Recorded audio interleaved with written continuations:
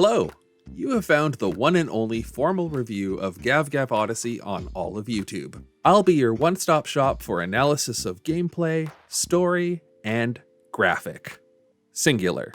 It felt disingenuous to pluralize that word. Welcome to Random Game Reviews. I put every game on the PlayStation Store into a spreadsheet and use a random number generator to determine which games I will play and review. This time, the RNG demands Gav-Gav Odyssey.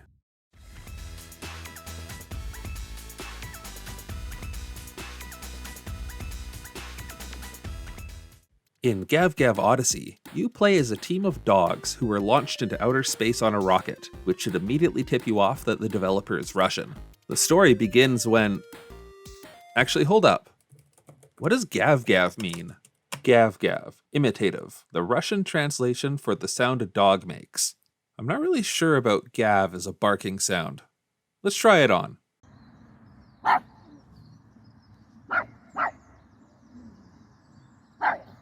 No, I don't buy that. The story begins when your canine comrades crash land on an alien planet. Your faithful dogs are kidnapped and you must repair your ship. Quest and adventure await. Bark Bark Odyssey is done in the style of an NES game, but is less a game than a collection of puzzles prefaced by a bit of asteroid shooting. First up is Avoid the Spikes. In this section, you don't step on the spikes. Or do it. It doesn't matter. Then you will bark at chickens to get them to go into cages. And this is somehow actually really relevant to the story. The chickens will run as far as they can away from you, and if you're not careful, you'll get them wedged into a corner and have to restart. These puzzles are actually fairly clever, if not exciting. Next up is controlling two dogs at the same time. This type of puzzle is what you'll do for most of your 1 to 2 hours of playtime, which... Wait a second. Maybe I don't know what Odyssey means. Odyssey, noun. A long and eventful or adventurous journey or experience.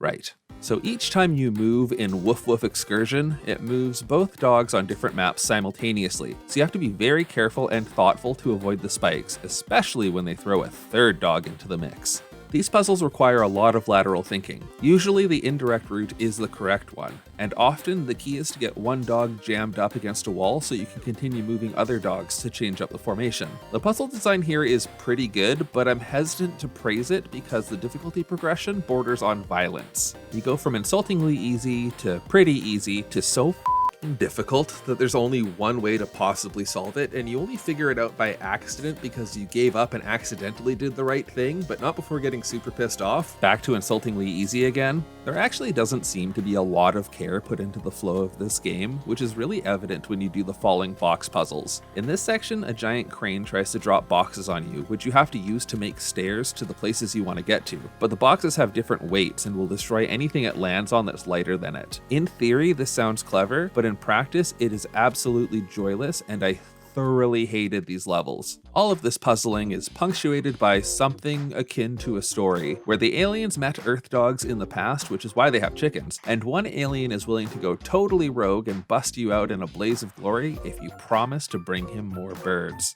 I don't like taking pot shots at bad translations, but there is some unintentionally hilarious writing in this game, with examples like, "But most of all, we liked it an incubator with chickens that we breed. So the day." And "The masked hologram guards are incomparable. The dogs believed. My plan is brilliant. Now I will definitely have a new kind of birds." So, was this game fun? Fun. Adjective. Amusing, entertaining, or enjoyable. So no. If this game doesn't offer fun, what does it offer? According to the developer, another way to get the blast from the gaming past. It definitely does a good job emulating the look of an NES game, but they shipped cartridges that cost $50 back in 1990, which is $115 adjusted for inflation in 2023 bucks. So developers back then had to deliver an actual fully realized game. While this may be the only formal review on YouTube, Gav-Gav Odyssey has lots of videos about it, all pertaining to how easy it is to get the platinum trophy for this game. Since you get a platinum just for beating it, this is apparently a magnet for trophy hunters who are willing to drop $8 Canadian to bolster their trophy collection. There's a term for games like this. Shovelware. Noun. low-budget, poor-quality video games released in the hopes of being purchased by unsuspecting customers. It's time to answer the question, would I play this game if I were not destined to do so? For Gav-Gav Odyssey, the answer is no.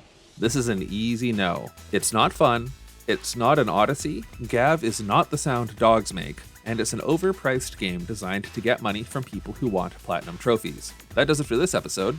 Recently on the Discord server, our friend Ane implemented a chatbot that we named Woodlebot, named of course after our beloved Woodle, the sentient stump from episode 1. Woodlebot is a ton of fun and we're all basically in love with him. Starting next episode, Woodlebot will be the thing that assigns me games, so check in next time to see what Woodlebot thought I should play. And come check out the Discord server if you want to chill with Woodlebot. Until next time, keep your chickens locked up so strange dogs don't gav at them. And I'll see you all soon on Random Game Reviews.